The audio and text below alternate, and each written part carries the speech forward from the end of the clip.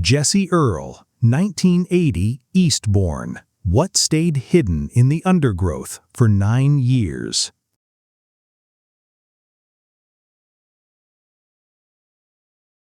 Every quiet town has a place where beauty and danger stand side by side. In Eastbourne, on the south coast of England, that place is Beachy Head. The cliffs rise high above the sea, the wind moves across the grass, and the paths seem made for people who want to be alone with their thoughts. For many, it is peaceful. For Jessie, it was familiar. But in May of 1980, the landscape she loved became part of a mystery that would take more than 40 years to be officially recognized for what her parents believed from the beginning. Jessie Victoria Earl was 22 years old when she disappeared. She was an art student at Eastbourne College of Art and Design, living in a small bedsit in Upperton Gardens. To people around her, Jessie was creative, independent, and drawn to nature. Her mother, Valerie, later described her as original and wonderful, someone with her own way of seeing the world. She liked to read, to write, and to walk along the Sussex coast. Beachy Head was one of the places she went often, a place where solitude could feel safe. Her parents, Valerie and John Earl, lived in southeast London. Jessie remained close to them, and she was expected to come home for a visit in mid-May of 1980. This detail would later matter, because Jessie was not known for disappearing without explanation. If her plans changed, she usually called. Her family knew her habits, and they knew the difference between a missed train and something that felt wrong. In the days before she vanished, Jessie called her mother from a phone box near the Eastbourne seafront.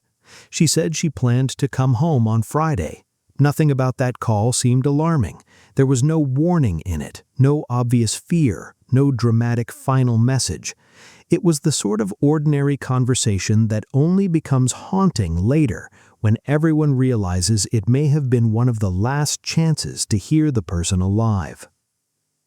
Jessie did not arrive on Friday. At first, her parents were concerned, but not frantic.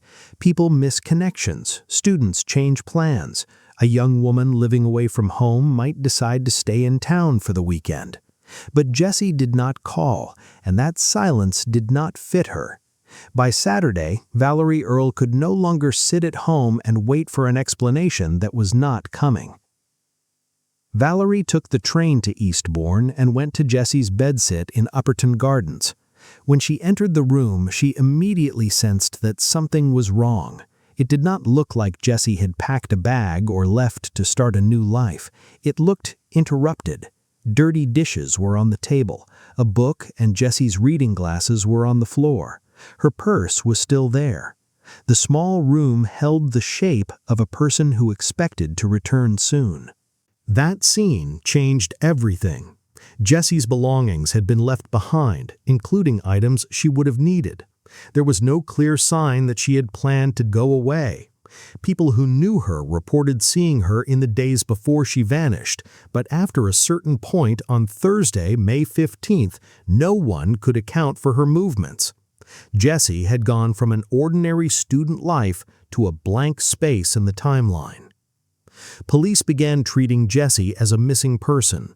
Her room was searched, posters were distributed, sniffer dogs were used. Later, a helicopter searched over the South Downs with thermal imaging equipment, but there was no trace of her, no confirmed sighting that explained where she had gone, no note, no body, no belongings turning up somewhere else, just the unanswered question of how a young woman could vanish from a seaside town without leaving a clear path behind. For investigators, there were several possibilities. Jessie may have gone walking and suffered an accident. She may have fallen near the cliffs. She may have left voluntarily, though her family never accepted that explanation. Or she may have met someone who harmed her. In the early stages, without physical evidence, all of those ideas could sit beside one another.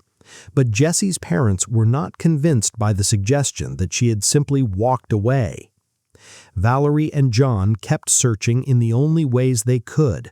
They produced missing person posters and tried to keep Jessie's name in the public eye. They appeared on television appeals, including programs such as Wogan and Crime Watch. They followed leads, asked questions, and refused to let the case fade into a forgotten missing person file. But the years kept passing, and the silence around Jessie only grew heavier. Then, in March of 1989, nearly 10 years after Jessie disappeared, a family was at Beachy Head. A child was flying a kite when it became caught in dense undergrowth. His father went into the thicket to retrieve it. Instead, he found human remains. The discovery was in an area of thick scrubland, difficult to reach and easy to overlook. Dental records later confirmed what Jessie's family had feared for years. The remains belonged to Jessie. Finding Jessie should have brought answers. Instead, it exposed a darker mystery. Most of her clothing and personal belongings were missing. Her watch, silver ring, leather bag, and asthma inhaler were not found.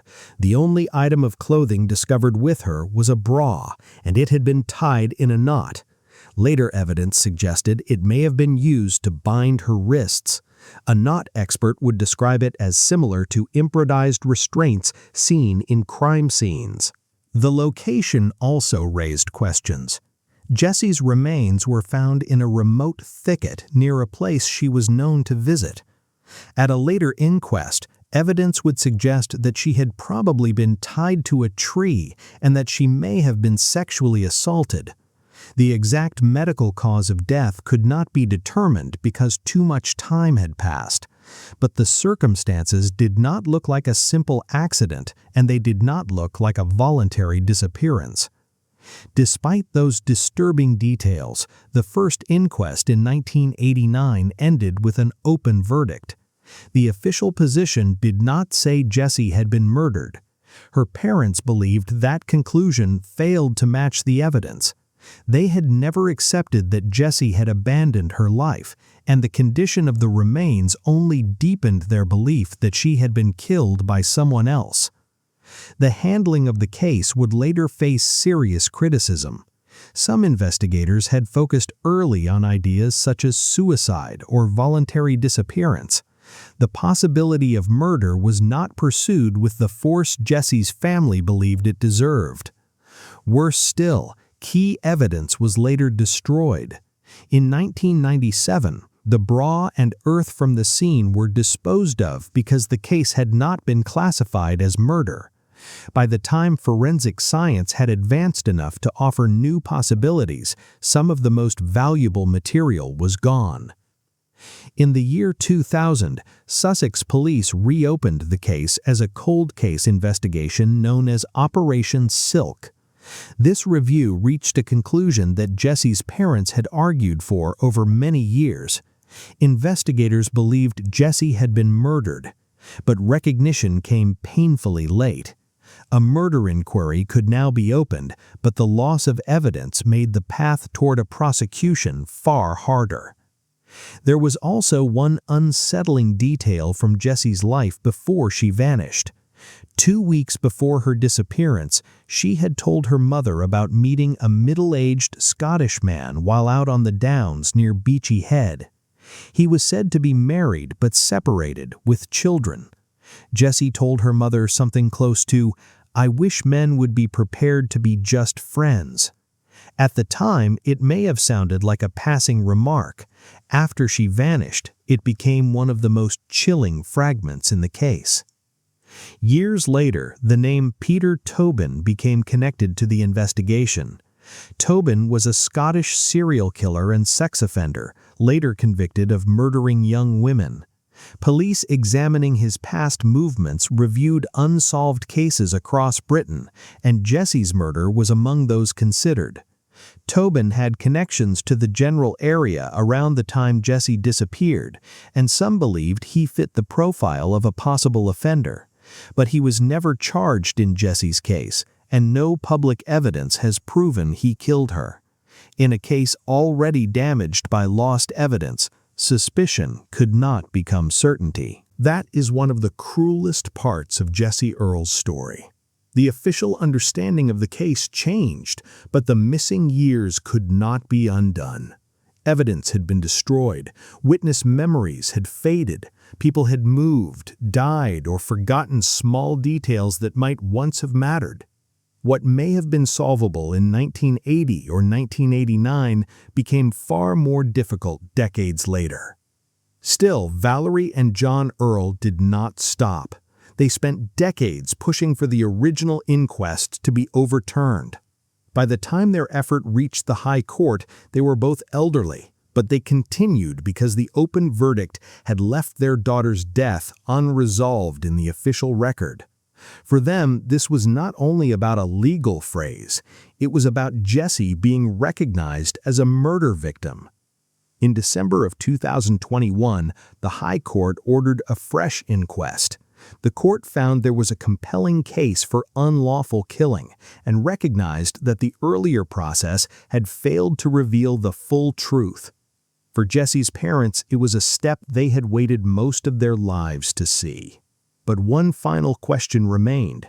Would the new inquest say clearly what they had believed for more than 4 decades? In May of 2022, a second inquest took place at Eastbourne Town Hall. Coroner James Healy Pratt heard evidence about the remote location, the tied bra, the missing clothing, and the serious failures in the earlier investigation. He concluded that Jessie Earl had been unlawfully killed. He said he was satisfied that she had been murdered by a third-party perpetrator who intended to kill her. The medical cause of death remained unascertainable, but the conclusion finally changed.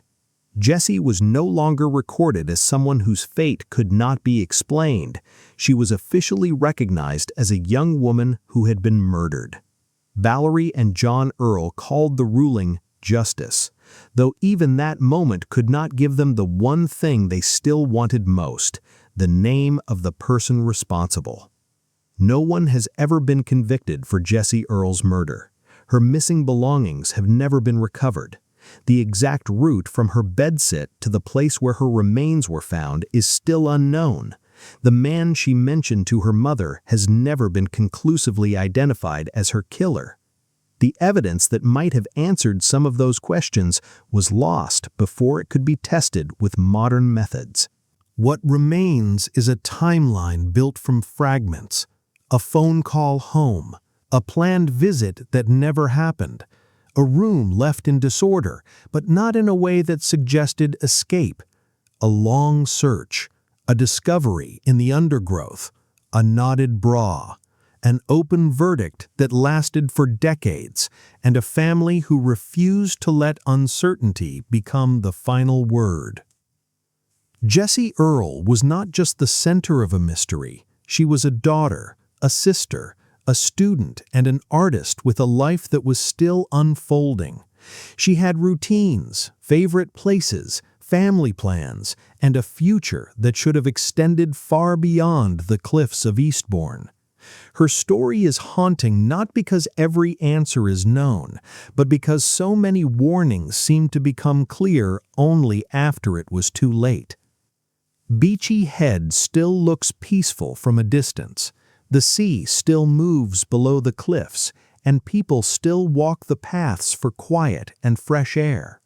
But for those who know what happened to Jessie Earl, the landscape carries another meaning. It is the place where a young woman disappeared from the world, the place where her remains waited for 9 years, and the place where a question still lingers in the wind. Who killed Jessie Earl? What do you think about this true crime case? Feel free to leave a comment. See you for the next true crime case. Thanks for watching.